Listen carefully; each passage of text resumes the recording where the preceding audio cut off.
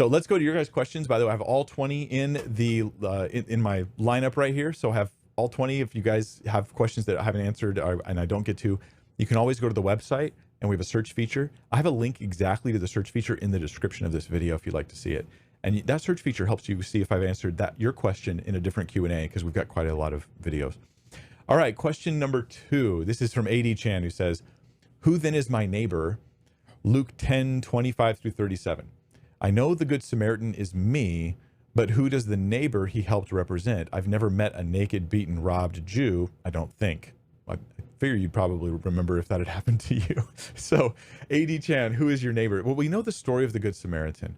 And the nature of the Samaritan is that he was considered, and the Jew is that they were considered very. There was tons of animosity between the two groups, and they considered each other illegitimate.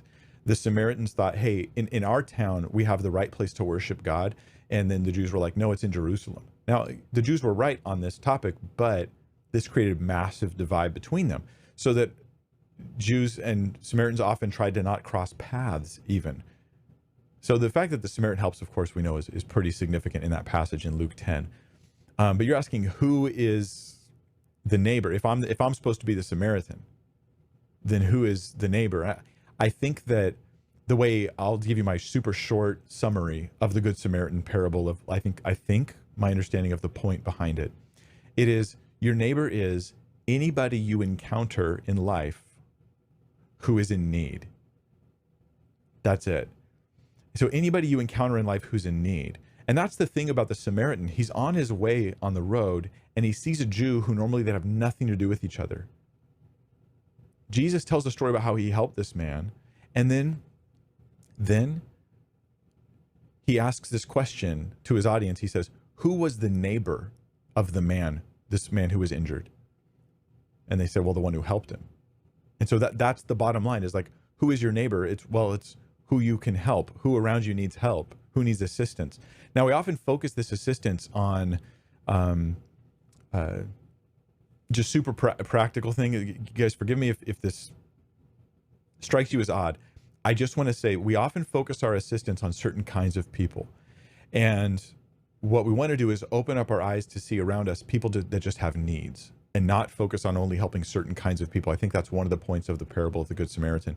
So one example in our culture nowadays is homeless people who are standing on the side of the road. People often think, oh, I'm being the Good Samaritan because I'm helping that particular homeless person.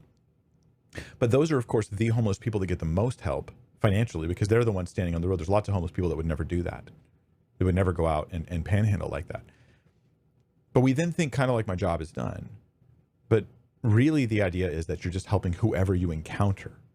And this is the thing. Pray that God gives you eyes to see the people around you that have needs, and that you be aware of their needs, and you'd think, that's my neighbor. When I say they're my neighbor, I'm basically thinking I have something of a responsibility to help them. You know, when my neighbor, I hear a noise in my neighborhood, I always open my door and check, and I'm like, hey, does anybody need help? I think that's the mentality is, I am a resource for helping whoever I encounter. That's how I take it. It's meant to be very, very broad.